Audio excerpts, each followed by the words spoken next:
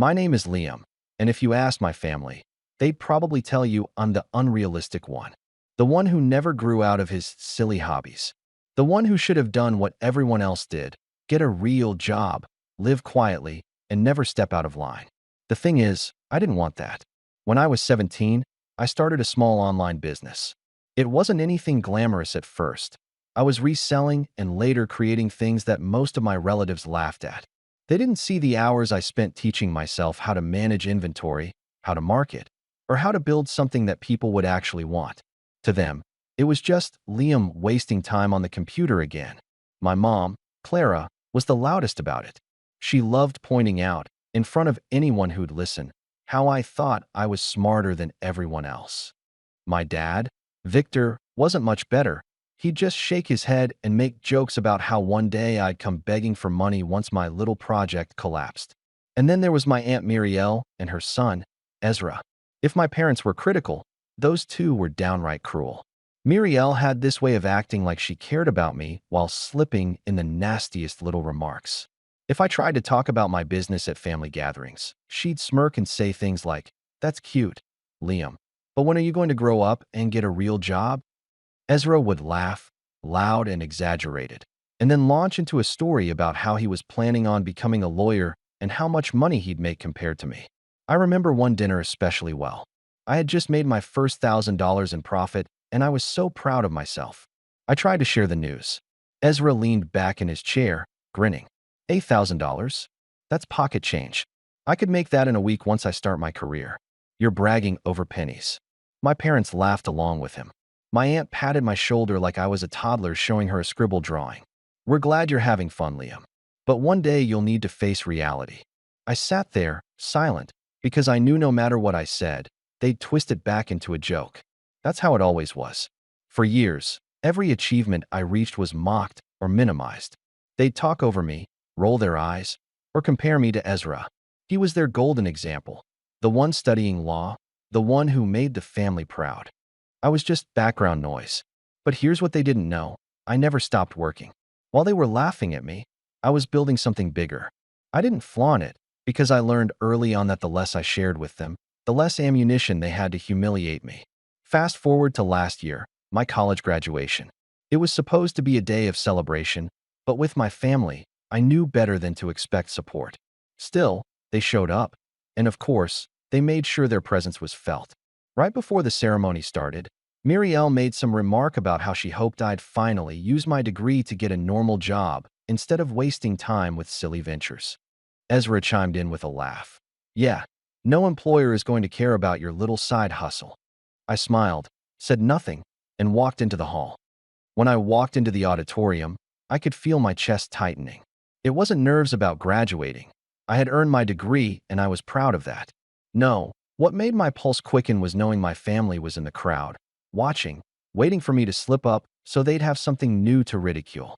The rows were filled with parents holding bouquets, siblings taking pictures, grandparents dabbing their eyes. But when I glanced toward the section where my family sat, there were no proud smiles.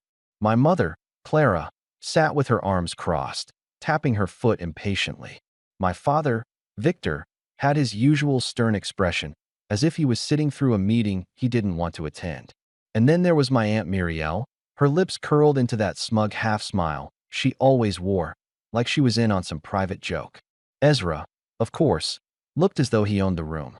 He wore a tailored suit, even though this wasn't his graduation, and leaned back in his seat with the kind of self-satisfaction only he could pull off. I knew exactly what he was thinking.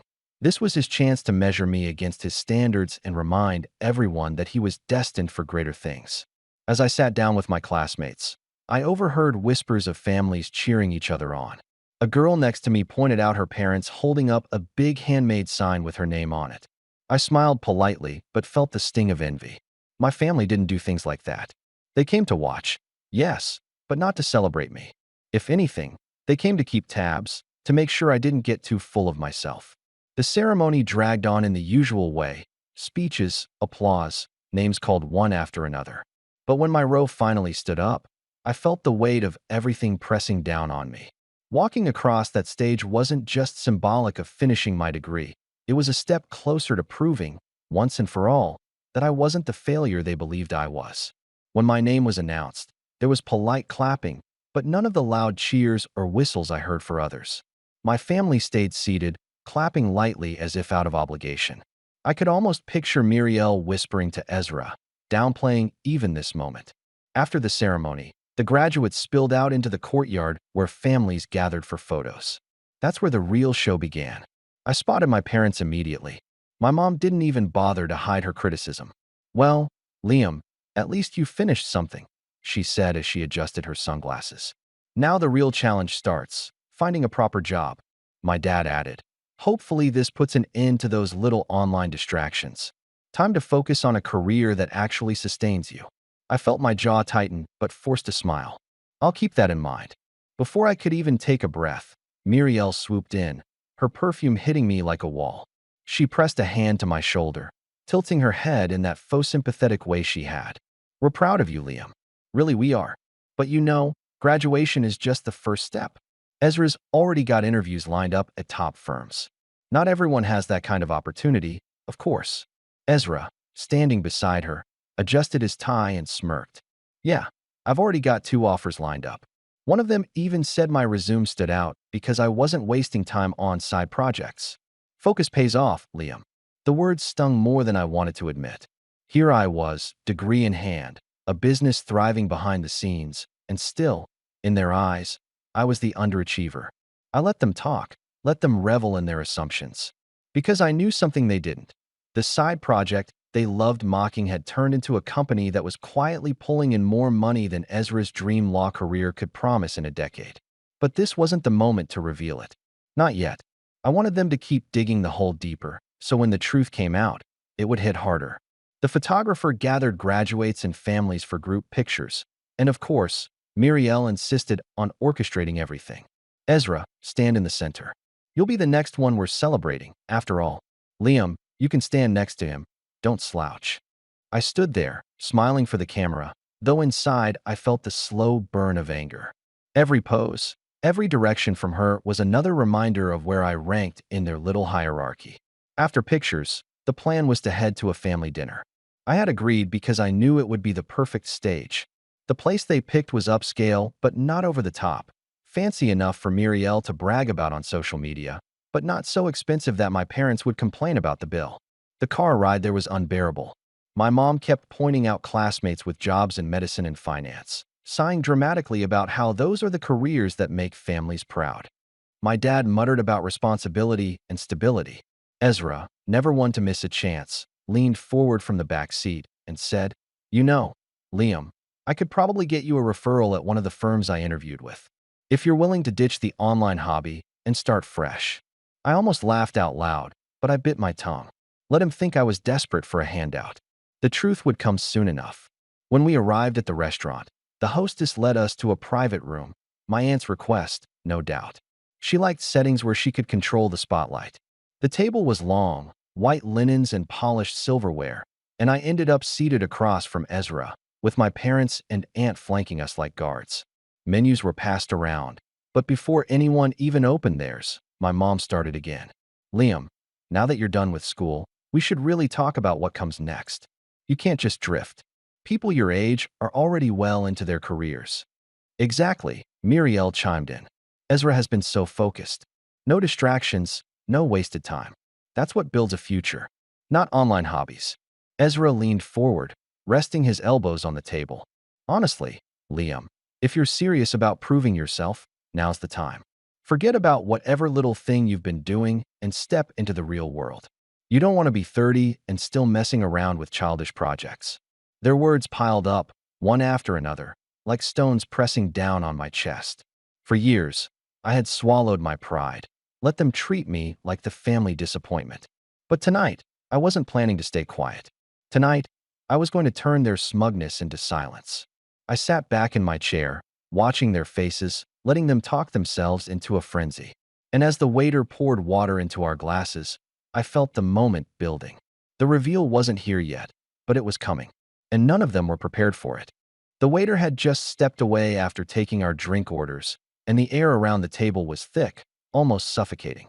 I could feel the weight of their eyes on me, all of them waiting for the slightest misstep, a flinch, a wrong word. Anything that would confirm their narrative that I was the dreamer of the family who couldn't manage real life. My mother, Clara, was the first to fill the silence. She leaned forward, placing her hands neatly on the table, her voice sweet yet pointed. Liam, we just want to make sure you're thinking seriously about the next chapter. It's all well and good that you finished your degree, but finishing school is only the beginning. You can't survive on whatever it is you've been doing online. People don't take that seriously. Mirielle immediately picked up the thread, her tone silky, rehearsed, as if she had been practicing it all morning. It's impressive that you've kept at it for so long, Liam, but sometimes persistence alone isn't enough. Ezra's been taking real steps toward a future that matters, and you should consider doing the same. I kept my hands folded in my lap, nodding politely. I let them ramble, the way they always did, thinking they were guiding me toward the right path. I felt a calm, controlled kind of satisfaction at the back of my mind. Let them go on. The more they belittled me, the juicier the moment would be when the truth came out. Ezra leaned back in his chair, his smirk never fading. Honestly, it's not too late to start fresh. You could even get an internship through Dad's connections, or I could help you out. You just have to admit that your little project was more of a hobby than a career. I could feel my parents' satisfaction radiating across the table, as if they were already congratulating Ezra for being right. I stayed silent, letting the silence grow, letting the tension stretch thin until it started to hurt. Then Mirielle did something she always did when she wanted to land a subtle blow. She leaned in, one perfectly manicured hand resting on the table, her eyes scanning my face as if to say, "This is your chance to explain why you're failing." Her voice was deceptively gentle. "We just hope you're ready to live in the real world, Liam. We've watched you for years, and, well, we've seen how much time you've spent on things that didn't really amount to anything. Surely you know what I mean." I smiled faintly, a small, measured curve of my lips. "I think I understand exactly what you mean, Aunt Mirielle." She raised an eyebrow, clearly expecting me to beg for approval or crumble under the pressure. Ezra's smirk broadened. My parents exchanged a look that said, "We told you so." At that moment, I realized the perfect opportunity had presented itself. The table was quiet now, their chatter paused as if they were all waiting for me to respond. Their expectations were a weight I could see in every twitch of their faces. And I had worked so many years for this exact moment. The moment where their assumptions about me would shatter. I leaned forward slightly, keeping my voice calm, but deliberately loud enough for the whole table to hear. "You all keep talking about the real world, about how Ezra is taking the right steps, about how my work was just a hobby. That's interesting, because I think there's been a little misunderstanding." Mirielle's eyes narrowed slightly. "What do you mean?" she said, her tone sharp, but I could hear the first cracks of uncertainty. I let the words hang in the air for a few seconds, enjoying the way every eye at the table was now on me. I could feel their curiosity turning into suspicion. My parents leaned forward, frowning. Ezra's smirk faltered for the first time, his posture stiffening as though he'd been blindsided. "I think," I continued, "that you all have been underestimating me for years. Every time you laughed at my business, every time you told me to focus on a real career, you assumed it wasn't going anywhere. But the truth is," I paused, letting the anticipation build. Mirielle's lips pressed together tightly, her hands clenching into fists on the table. Ezra's jaw was set rigidly.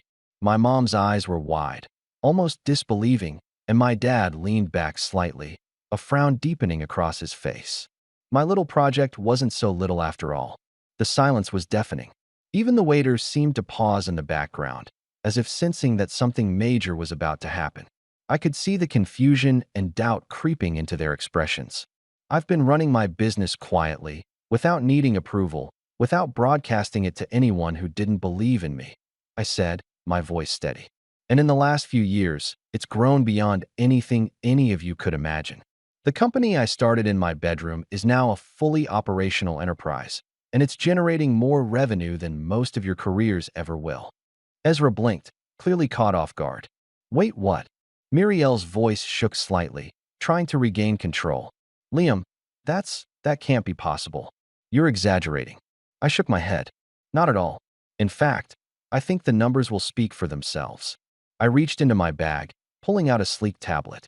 I tapped a few buttons, bringing up charts, graphs, and statements from the company. Screens filled with sales figures, partnerships, and projections. The edges of their mouths twitched, trying to mask the shock. My aunt's voice was tight, measured. Liam, I don't understand. How could this have happened without us knowing? You told me all my work was a hobby. You told me to get a real job. So I did the sensible thing. I kept building it quietly. And here we are.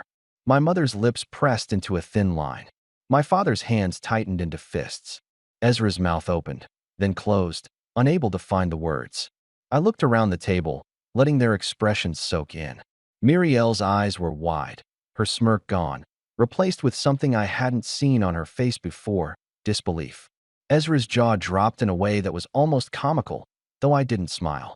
My parents, usually so controlled and critical, were frozen, trying to comprehend the scope of what I had just revealed. I leaned back slightly, keeping my voice calm.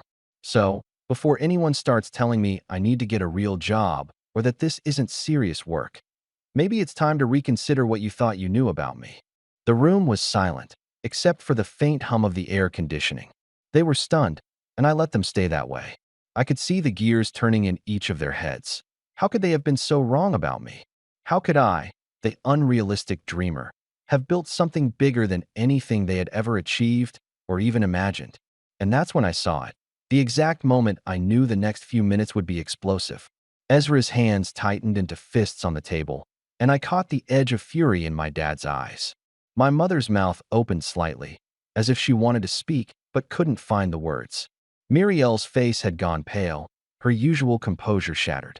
The tension at the table was unbearable, and I could feel it, thick and suffocating, like a storm that had been brewing for years was finally breaking. Their eyes were locked on the tablet I had set in the center of the table, and I could see each of them trying to process the impossible. Mirielle's lips twitched as if she wanted to speak, but no words came. Ezra's jaw was still dropped, his pride and smugness caught somewhere between disbelief and panic. My parents were frozen, rigid, and pale. I leaned back in my chair, keeping my tone calm, even gentle. I know this is hard for you to grasp.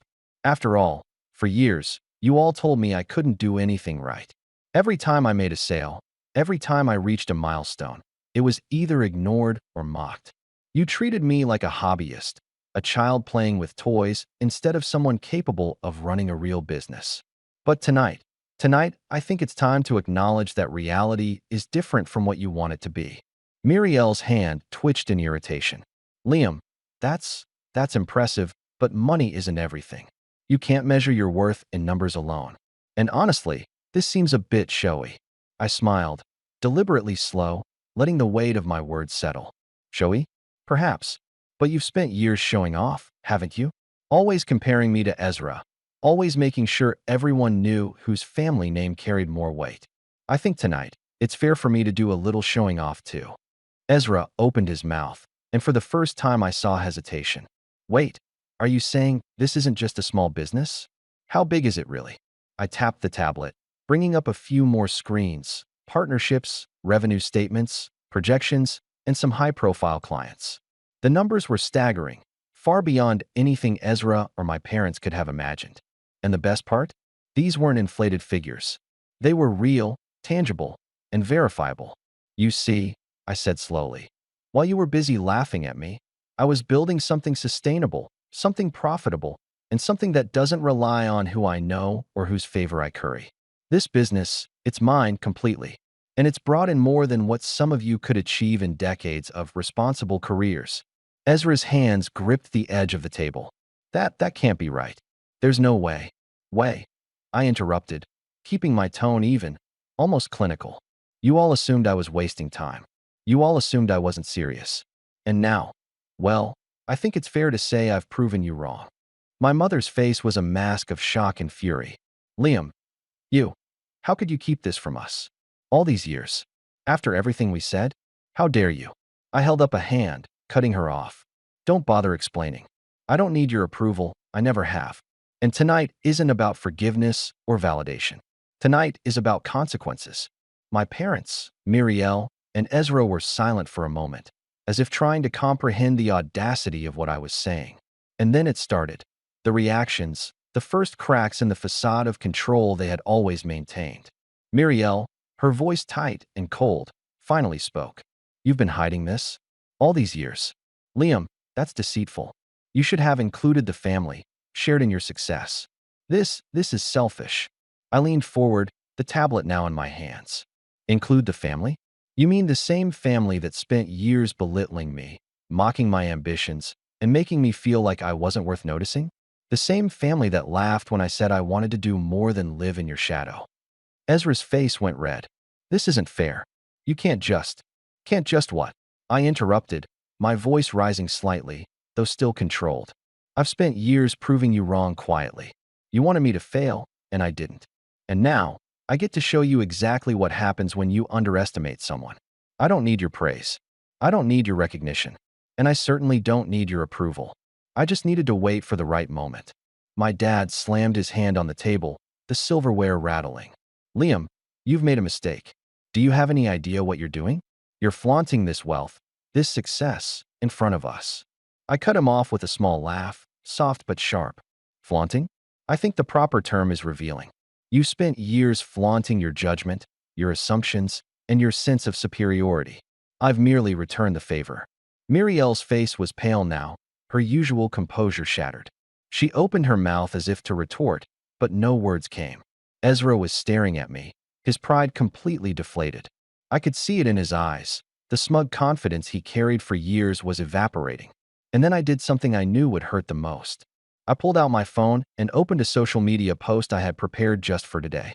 A live stream of the company's success, screenshots of high-value deals, news articles mentioning our growth, and even some photos of the office headquarters, employees, and projects in action. "Since you all seem to think this was just a hobby, I figured it was time to make it visible," I said, my voice calm but cutting. "Everyone can see what you mocked for years. And if you want, you can even check the projections, the partnerships, and yes, the profits. All real. All built without anyone stepping in to help me." Mirielle gasped audibly, and Ezra practically knocked over his glass in shock. My parents' faces were a mixture of disbelief, anger, and something else I hadn't expected, a little bit of fear. The kind of fear that comes when someone finally sees a power dynamic shift. My aunt tried to laugh it off. "Well, I suppose that's impressive, Liam. But this isn't a game. This isn't real life." I met her gaze steadily. "It is real life, Mirielle. And you've just been living in the version you preferred, one where you were right about me. That version doesn't exist anymore." For the first time, I noticed Ezra's hands trembling slightly as he fumbled with his phone, probably trying to Google my company. My mom's face was tight with rage, and my father's hand was tapping the table almost violently.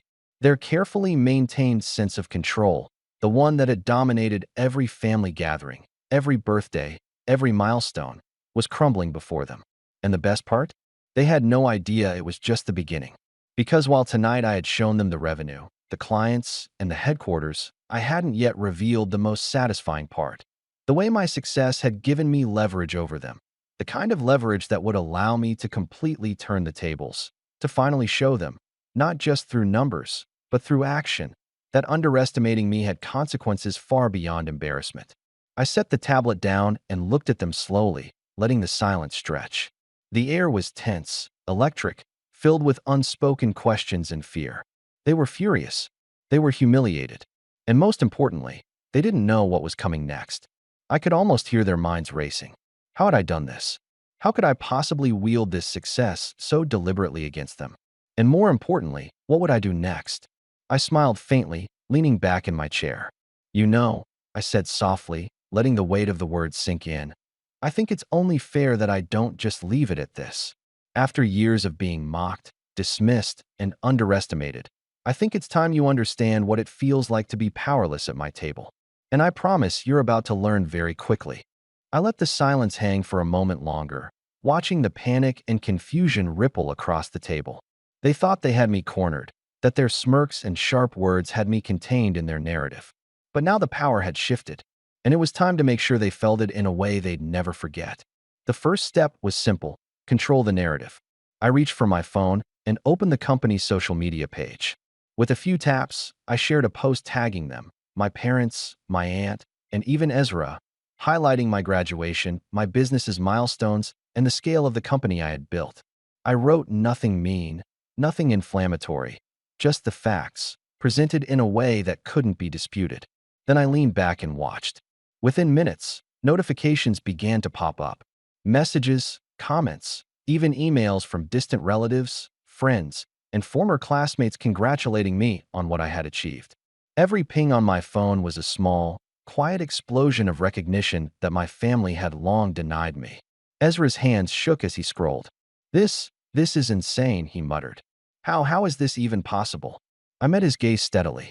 You know exactly how it's possible, Ezra. While you were busy showing off at every family event, I was quietly building something that matters. And now, you're witnessing it. Up close. Personally. On the record. Mirielle's usual calm composure was completely gone.